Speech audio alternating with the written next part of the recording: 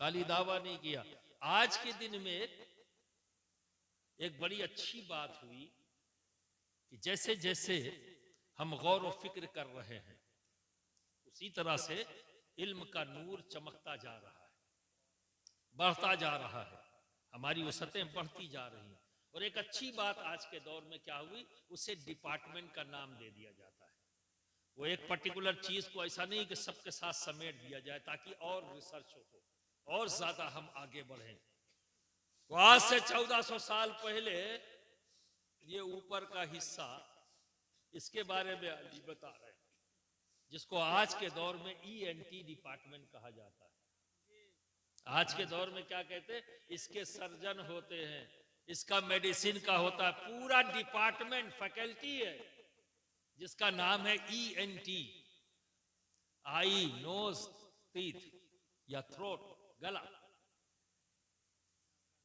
यानी यहां से लेकर यहां तक का हिस्सा, इसके जो माहिरीन है वो क्या कहलाते हैं, ENT एक्सपर्ट। आज के दौर में और आज से 1400 साल पहले अली इसकी खबर दे रहे हैं।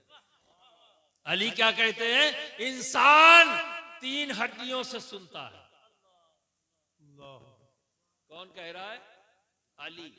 कब कह रहे हैं, 1400 साल, 200 साल पहले लोगों ने जाना।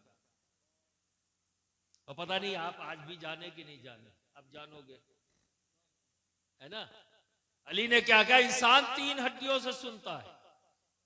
और अभी भी बहुत से लोगों को गलतफहमी है, आंख कान में पर्दा है, अभी भी है। पर्दे से मुराद कोई कपड़ा है या कोई कपड़े जैसी चीज है।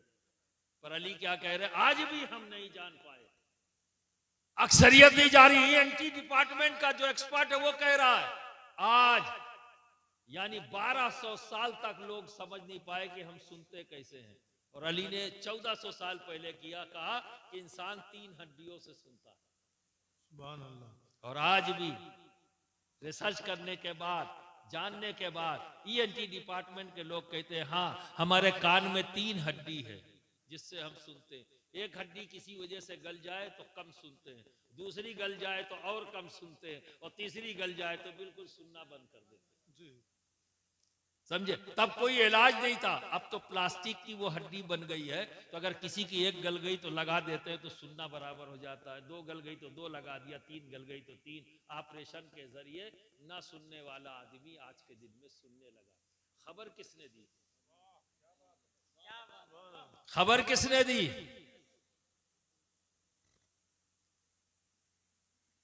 अली। आज भी शायद आप न जानते हो, ENT वाले बताएंगे। अली ने कहा, इंसान चर्बी से देखता है। कैसे देखता है, चर्बी से। कब कहा, 1400 साल पहले। और आज 200 साल पहले लोगों ने जाना कि हाँ चर्बी, ये जो दीदा है ना तुम्हारा आंख का, ये एक किस्म की चर्बी है। आज का डॉक्टर कहता हाँ ये एक किस्म की चर्बी है। और 1400 साल पहले अली ने कहा, 1200 साल तक लोग नहीं समझ पाए कि हम देखते किस चीज से। 1400 साल पहले अली कह रहे हैं, इंसान चर्बी से देखता है और इंसान गोश्त से बोलता है। क्या कहा, इंसान गोश्त से बोलता है। ये कब कह रहे हैं अली, 1400 साल पहले। अब जाके लोगों की समझ में आया कि जबान काट दी जाए, सब कुछ सिस्टम सही है, सीना सही, गला सही, सारी चीजें सही हैं, जबान काट दो फिर बोल के दिखाओ। ये गोश्ती तो है। तो अबू तराब, यूं ही नबी ने नहीं कहा, इल्म का मुकाम बता रहे नबी कि मेरे अली का इल्मी मुकाम क्या है। क्योंकि इल्म कुछ और नहीं, इल्म नूर है, और नूर को जज्ब करने की सलाहियत मिट्टी में होती है, किसी और शय में नहीं। जी, तो जज्ब कर लिया, जो भी नबी ने दिया सब अली ने ले लिया। क्योंकि नबी ने हर को, सबको उनकी सलाहियतों के मुताबिक अता किया, और अली की सलाहियत यह है कि सब कुछ अता किया। तभी तो अली कह रहे हैं सलूनी, मुझसे पूछो। आप अली के दोस्त हैं या नहीं? बोलो, अली के दोस्त हैं तो क्या दोस्ती निभा रहे हो? दोस्ती भी तो निभाओ। तो कम से कम अली इल्म दोस्त है तो तुम भी इल्म दोस्त बन जाओ, इल्म हासिल करो। इसकी कोई उम्र नहीं, इल्म हासिल करो। अली के पास जो इल्म आया, लिख पढ़ कर आया। ये आप जो गलत फहमी पैदा कर ली कि हजरत अभी अभी पूछ लो तो हजरत मदरसे जाने को नहीं मिला, स्कूल जाने को नहीं मिला, इसलिए हमारे पास इल्म नहीं। ये बहाना है, सच्चाई नहीं। ये बहाना है, सच्चाई नहीं। बेशक इल्म हासिल करने का एक जरिया लिखकर और पढ़कर है, बेशक है, इससे इनकार नहीं। लेकिन सिर्फ यही है, इससे इनकार है मुझे। सिर्फ यही नहीं है, देखकर और सुनकर भी इल्म हासिल किया जाता है। अली ने जो इल्म हासिल किया देखकर और सुनकर, नबी को देखा, नबी को सुना, साहिब इल्म हो गए। ऐसे हो गए कि नबी सर्टिफिकेट दे रहे हैं अबू तराब कहकर। आज इन बच्चों की दस्तार बंदी हमने दस्तार बांध कर की, नबी ने अली की दस्तार बंदी अबू तराब कहकर, अबू तराब कहकर समझना पड़ेगा। क्योंकि ये कोई हमाशुमा नहीं कह रहा है, नबी कह रहे हैं, तो फिर गौर व फिक्र करना पड़ेगा। और जब गौर व फिक्र करेंगे तो राज खुलेंगे कि नबी ने अबू तराब क्यों कहा। बरादरान मिल्लत इस्लामिया, आप अली का भी नारा लगाते हो, नबी का भी नारा लगाते हो, मखदूम सिमना का भी नारा लगाते हो, लेकिन इल्म दोस्त नहीं हो। तो यार तुम कौन से दोस्त हो? वली हो गए, अल्लाह ने अपने फजल से, तुमने कलमा पढ़ा, वली हो गए, आगे नहीं बढ़े, रुक गए। अरे आगे तो बढ़ो, आगे तो बढ़ो। एक कदम तुम आ चुके हो तो अगला कदम बढ़ाओ, नमाज पढ़ो, रोजा रखो, हज करो, ज़कात दो, इल्म हासिल करो और अपने दोस्तों की दोस्ती इख्तियार करते हुए उनका अंदाज भी इख्तियार करो। सुभान अल्लाह, सुभान अल्लाह, अंदाज भी इख्तियार करो। अगर तुम्हें गौसुल आलम महबूब यज़दानी से मोहब्बत है तो सुनो, उन्होंने लताइफ शरीफी में एक बात कही और बहुत बड़ी बात कह गए। ये उन्हीं का हिस्सा है, वो कह सकते हैं, हम और आप नहीं कह सकते। वो फरमाते हैं कि अबू तुराब नाम का एक काफिर था। अबू तुराब नाम का एक काफिर था और एक बच्चा अपने चबूतरे पर कुछ लिख रहा, पढ़ रहा था,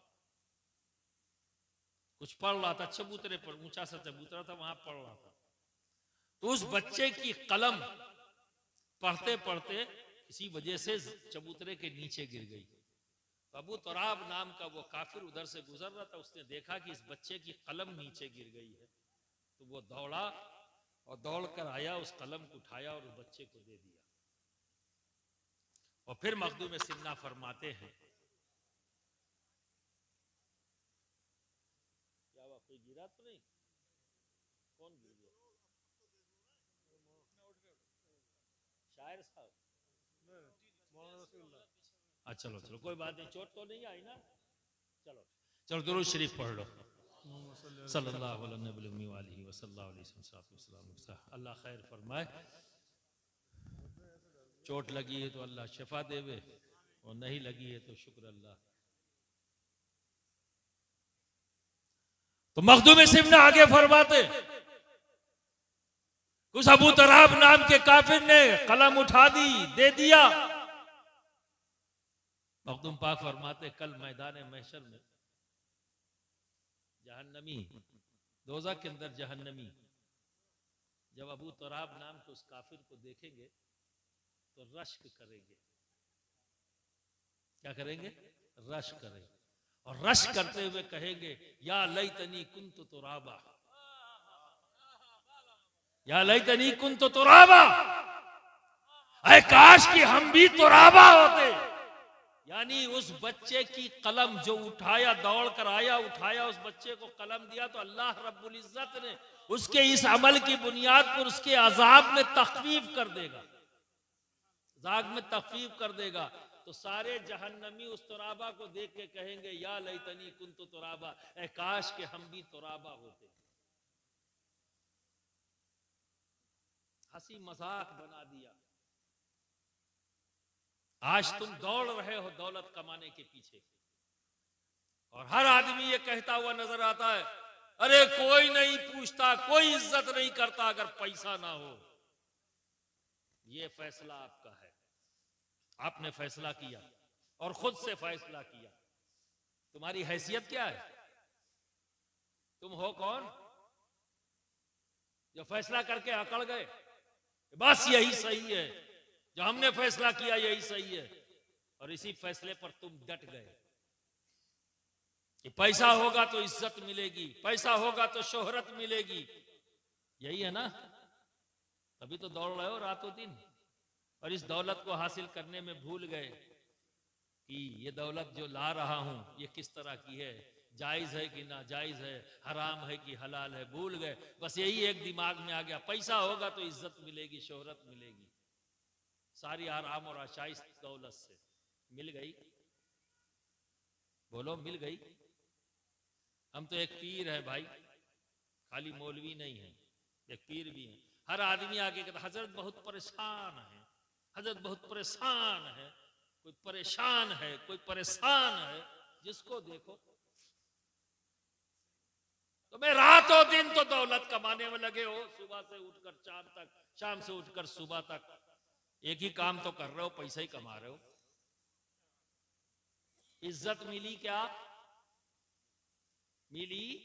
अब तो पेपर वगैरह में छाप छाप के तुम्हें गाली मिल रही है। कितनी इज्जत मिल गई? अब तो छप रहा है, गालियां छप रही हैं।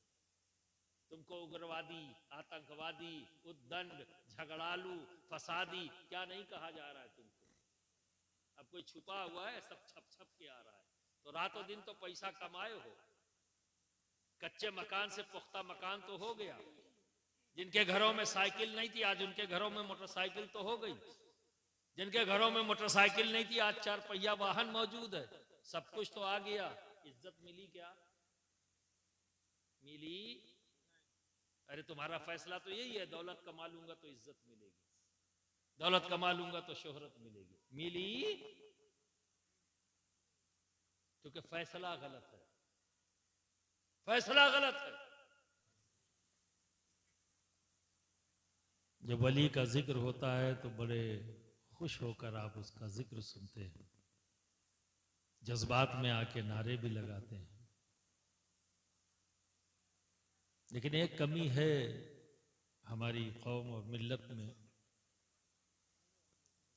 कि बहुत सी चीजें बिना समझे कर डालते हैं।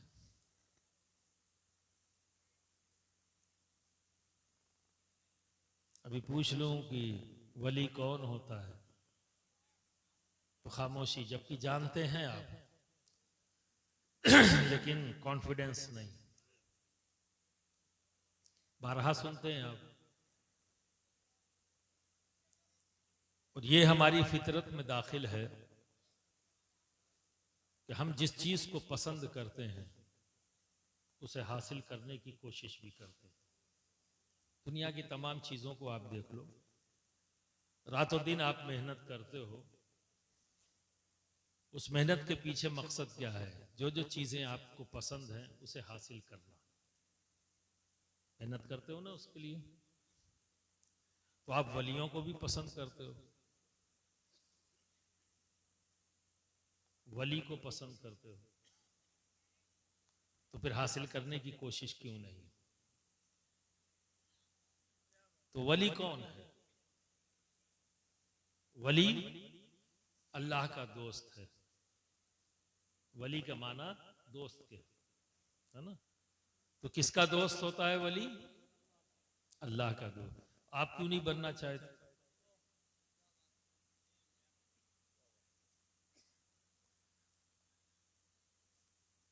तो आप जवाब नहीं दोगे। वही बात मैंने कही, आप जानते हो लेकिन गौर व फिक्र नहीं करते, कॉन्सेप्ट क्लियर नहीं है। अब मैं आपके इस परेशानी को दूर कर दूं और एक खुशखबरी सुनाता हूं आपको। यहां जितने लोग बैठे हैं सब वली हैं। वाह, सुभान अल्लाह, सुभान अल्लाह। खुश हुए? आप सब वली हो, खुशी नहीं भी सुभान है? अल्लाह। इतनी बड़ी बात आपसे मैं कह रहा हूं, आप सब वली हो, खुशी नहीं हो रही है? तो उसका इजहार करो ना आवाज बुलंद। सुभान अल्लाह। इसमें कोई शक और शुबहा नहीं है। ये मत समझिए कि मैंने आपको खुश करने के लिए कहा है, मैं सच बोला है। जिम्मेदार स्टेज है और जिम्मेदार अफराद इस स्टेज पर मौजूद हैं, तो कोई गैर जिम्मेदाराना बात नहीं करूंगा। तो पूरी जिम्मेदारी से कह रहा हूं, आप सब वली हो। मजा आया? अब सुनो, एक बात और जहन में रख लो। चलते रहना, आगे बढ़ते रहना, यह भी हमारी फितरत में। रुक जाना ये हमारी फितरत के खिलाफ है। और जो रुक जाता है वो कूड़ेदान में फेंकने के काबिल हो जाता है। चलता रहता है तो वह इंसानियत के उस मुकाम तक पहुंच सकता है जिनका हम जिक्र कर रहे हैं। बेशक, बेशक। देखो एक सी मिसाल दे दूं, पानी। पानी एक तालाब में भी होता है तो वहां भी पानी ही है, और एक नहर में पानी होता है वो भी पानी है ना? नहर का पानी और तालाब, बहुत बड़ा तालाब हो, 10, 15, 20 बीघे का तालाब हो, 25, 30 बीघे का हो, वहां भी क्या चीज है? पानी है। और नहर के अंदर भी पानी है। तो नहर बज़ाहिर तालाब से छोटी है ना, चौड़ाई उसकी कम है ना? लेकिन जब आप तालाब के पानी को उठाओगे हाथों में और नाक के पास लाओगे तो कैसा लगेगा पानी? उसमें बदबू होगी। पानी है, पर जब उठाओगे उसे नाक के पास लाओगे तो उसमें क्या चीज आएगी? बदबू आएगी। और नहर के पानी के पास चले जाओ और उसे उठाओ तो वहां पर भीनी भीनी खुशबू आएगी जो आपके पसंद है। और तालाब का पानी बदबू, उसे आप पियोगे नहीं क्योंकि वो स्मेल आएगी, हाथ हटा दोगे। लेकिन नहर का पानी उसे आप पी सकते हो क्योंकि उसमें से खुशबू आ रही। पानी दोनों है, फर्क क्या है? तो पानी होने में कोई शक व शुबा नहीं। जो तालाब में है वो भी पानी है, और जो तालाब के बाहर नहर के अंदर है वो भी पानी है, पर दोनों की सिफत में फर्क है। एक में बदबू आ रही और एक में खुशबू। दोनों का फर्क क्या है कि जो तालाब का पानी है वो रुका हुआ है। आप समझ रहे ना? उसने अपने आप को रोक रखा है, वो रुका हुआ है। और जो नहर का पानी है वो रवा दवा है। तो क्या समझ में आए? जो आगे बढ़ता रहता है वो खुशबूदार होता है, जो रुक जाता है वहां से बदबू आने लगती है। तो आप वली हो, सुभान अल्लाह। आप वली हो। लेकिन ये वलायत कौन सी है? वलायत आम्मा। जैसे ही एक बंदे ने सिद्क दिल से यकीन रखते हुए और जबान से इकरार कर लिया, ये कहते हुए ला इलाहा इल्लल्लाह मुहम्मदुर रसूलुल्लाह, वली हो गया। सुभान अल्लाह, सुभान अल्लाह। वली हो गया। बताओ, आपने कलमा जब पढ़ा है तो अल्लाह और उसके रसूल की मोहब्बत में या अदावत में? मोहब्बत में।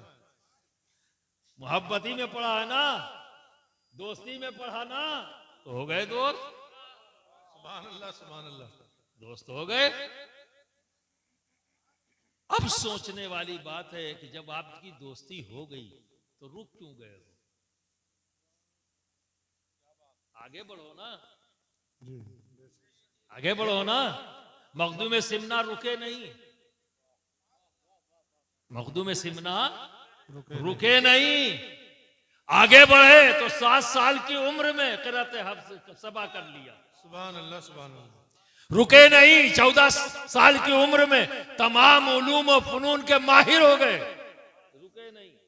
अब आप सुनो, अभी आपने कुछ देर पहले मुफ्ती वाकिफ साहब से सुना ना कि जिस जहां गए,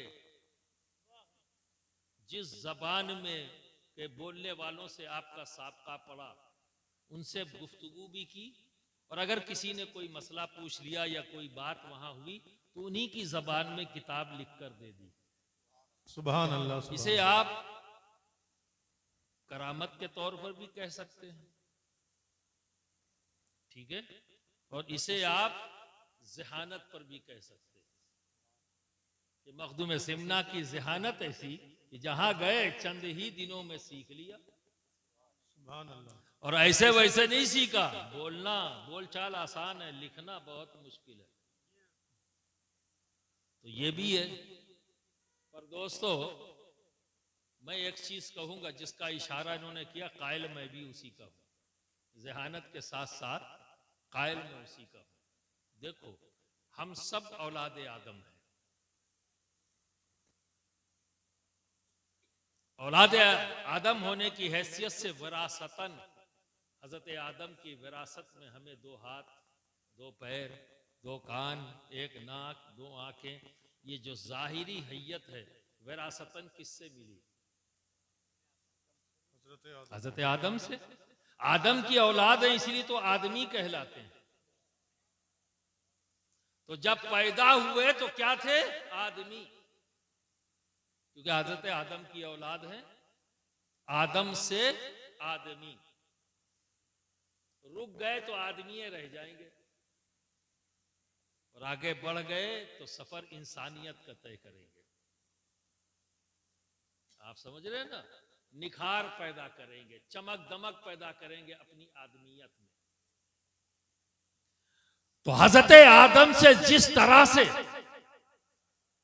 जाहिरन हमें ये शक्ल सूरत मिली, उसी तरह अल्लाह रब्बुल इज्जत ने तमाम अस्मा का इल्म हजरत आदम अलैहिस्सलाम को अता किया। तमाम अस्मा का इल्म किसे अता किया? अल्लाह ने हजरत आदम अलैहिस्सलाम को। तो बिरादरान मिल्लत इस्लामिया, जाहिरी तौर पर विरासतन हमें ये शक्ल सूरत मिली, और बातिनी एतमार से इल्म भी मिला है। इल्म भी हर बाप को, बेटे को जो खुसूसियात मिलती हैं, जिसे हम आज के दौर में हम जबान हमें मिल चुकी है, लफ्ज मिल चुके हैं, समझाने में आसानी है, जिसके लिए पूरा एक डिपार्टमेंट बन गया है जिसको कहते हैं जेनेटिक्स, इल्म जेनेटिक्स। यानी हर बाप से बेटे की तरफ बाप का कैरेक्टर, बाप का हुनर और बाप का इल्म भी ट्रांसफर होता है। पूरा का पूरा नहीं, लेकिन कुछ ना कुछ ट्रांसफर होता है। इसीलिए गैर इरादी तौर पर बच्चा नहीं जानता कि ये आदत मेरी, ये अंदाज मेरा, ये बोलचाल मेरी, ये मेरे बाप से मुशाबे है, ये दूसरे देख के कहते हैं। बेटा नहीं जानता कि मैं मुस्कुराता हूं तो अपने बाप की तरह मुस्कुराता हूं, ये उसे पता नहीं। ना उसने नकल किया है कि मैं अपने अब्बा की तरह मुस्कुराऊंगा, ना उसने नकल किया है कि अपने बाप की तरह बोलूंगा। ऐसा नहीं है। अपने बाप की तरह चलूंगा या अपने बाप की तरह दिखूंगा, ये चाह कर नहीं है। ये एक बेटा जो कर रहा है अनजाने में कर रहा है। क्यों? क्योंकि बाप से ये कैरेक्टर उस बच्चे में ट्रांसफर हुआ है जेनेटिक्स के थ्रू। आप समझ रहे ना? उसी तरह से हुनर, ये भी एक इल्म है। तो आप देखेंगे, इसलिए कहा गया है तहफ्फुज करना चाहिए।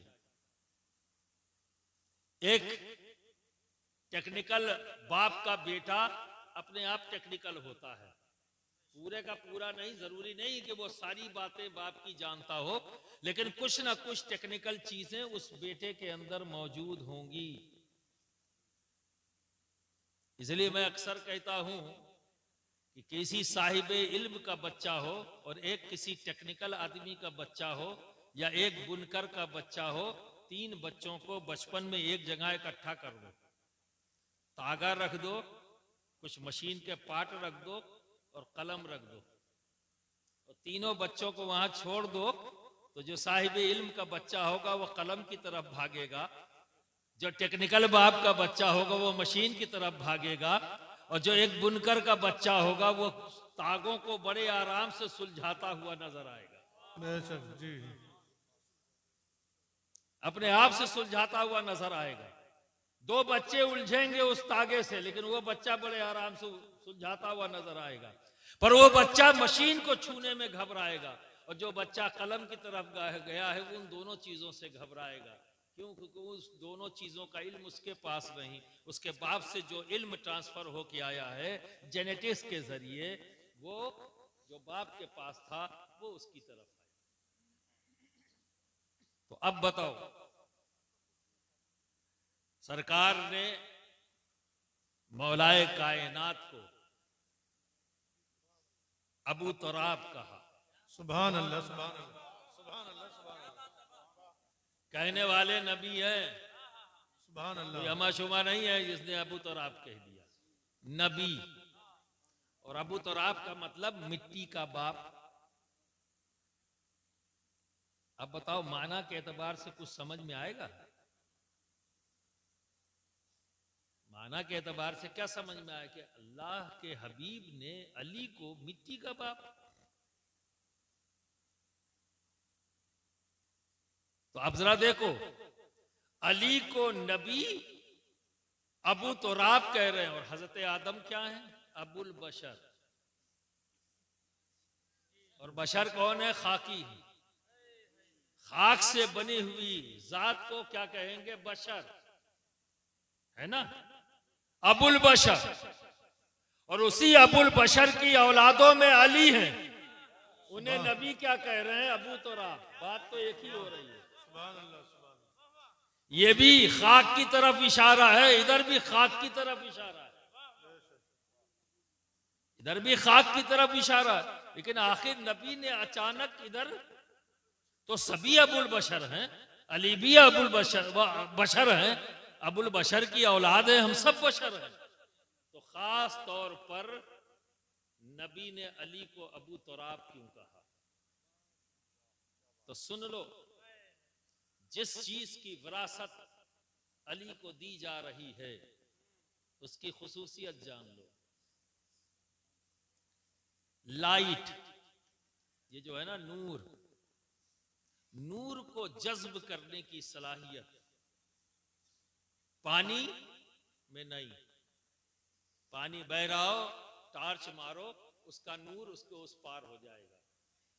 यानी पानी में नूर को जज्ब करने की, अपने अंदर रोक लेने की सलाहियत नहीं, पानी में नहीं। आग में है? नहीं।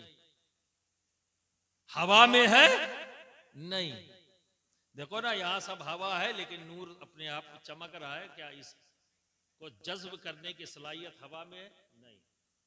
तो नूर को जज्ब करने की सलाहियत ना हवा में, ना पानी में, ना आग के पास। अगर है सलाहियत तो मिट्टी के पास। बेशक, सुभान अल्लाह। नूर को जज्ब करने की सलाहियत अगर है तो किसमें?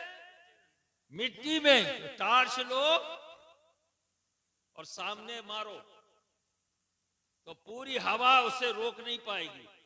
अगर बीच में आग जल रही हो तो वो भी रोक नहीं पाएगी, हवा है ही है। और अगर पानी ऊपर से बह रहा हो तो भी क्रॉस करके कहां जाएगी? टार्च का गोला कहां नजर आएगा? दीवार पर। पर्दा पड़ा हो तो उस पर्दे पर, तो पर्दे को अलग मत समझ लेना, पर्दा भी आया है मिट्टी से।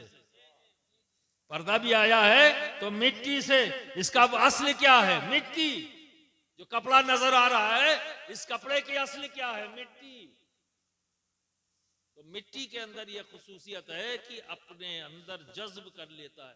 तो हम जब टार की रोशनी मारेंगे तो गोला जो नजर आएगा वो दीवार पे नजर आएगा, है ना। तो क्या समझ में आया? नूर को जज्ब कर लेने की सलाहियत किसी के अंदर है तो वो है मिट्टी। इल्म क्या है? इल्म क्या है? इल्म नूर है। और अल्लाह रब्बुल इज्जत ने अपने हबीब से कुछ नहीं छुपाया। कोई चीज ऐसी नहीं जो नबी से छुपी हो, नबी से गायब हो, कोई चीज नहीं। देखो, जब हम गौर व फिक्र करते हैं तो देखा जाए तो 2,24,000 कमो बेश या 1,24,000 कमो बेश नबी और पैगंबर इस्लाम दुनिया में आए। बहस इस पर नहीं कि नंबर कितना, जो बात कहना चाहता हूं उस तरफ आ जाओ। 1,24,000 नबी और पैगंबर इस्लाम आए, मान लिया इस बात। तो 1,23,999 से रब ने छुपाया। उन्हें भी बताया, बहुत कुछ बताया, लेकिन कुछ छुपाया। ऐसा नहीं कि सब कुछ बता दिया। 1,23,999 से छुपाया और एक को बुलाया। सुभान अल्लाह, सुभान अल्लाह। एक को बुलाया जो सबसे छुपाया, उससे बुलाया और फिर दिखाया। सुभान अल्लाह, सुभान अल्लाह। उसे बुलाया सुभान अल्लाह। और फिर दिखाया। तो अब बताओ क्या है दुनिया में जो नबी से रब ने छुपाया? सुभान अल्लाह, सुभान अल्लाह। कुछ बचा क्या? कुछ बचा क्या? कुछ भी नहीं बचा। सब कुछ नबी को बताया, सब कुछ नबी को दिखाया। तो क्या नबी ने सब कुछ सबको बता दिया?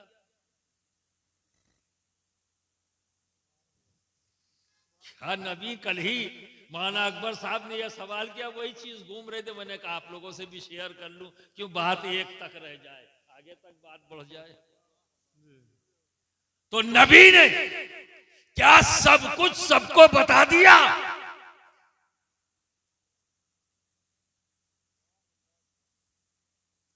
वही बताया उसको जिसकी वो सलाहियत रखता था। सुभान अल्लाह, सुभान उतना बताया जितना सामने वाला सलाहियत रखता था। यानी नबी ने सबको सबकी सलाहियत के मुताबिक बताया। तो अब सवाल ये है कि अली को कितना बताया? तो जवाब नबी ने अबू तुराब कहकर दे दिया कि अली तू अबुल बशर की तरह तमाम उलूम का अमीन है। इशारा दे दिया अबू तुराब। सुभान अल्लाह, सुभान क्योंकि अबू तुराब में ही ये सलाहियत थी कि इल्म के नूर को वो जज्ब कर। सुभान अल्लाह, सुभान अल्लाह। इल्म के नूर को अगर कोई जज्ब कर सकता तो नारे तकबीर, नारे रिसालत, नारे हैदरी, नारे हैदरी, नारे हैदरी। हुजूर अशरफे मिल्लत जामिया अबू तुराब कहकर नबी ने इशारा दे दिया कि सबको सबकी सलाहियत के मुताबिक दिया, पर मेरा अली वो है, इसकी सलाहियत ये है कि इल्म के नूर को जितना भी अता कर दिया जाए सब जब्त कर लिया।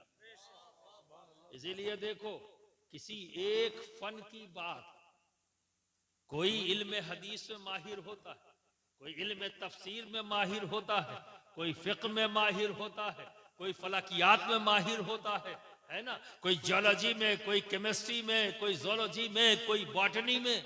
अली ऑल इन वन, सुभान अल्लाह, सुभान ऑल इन वन।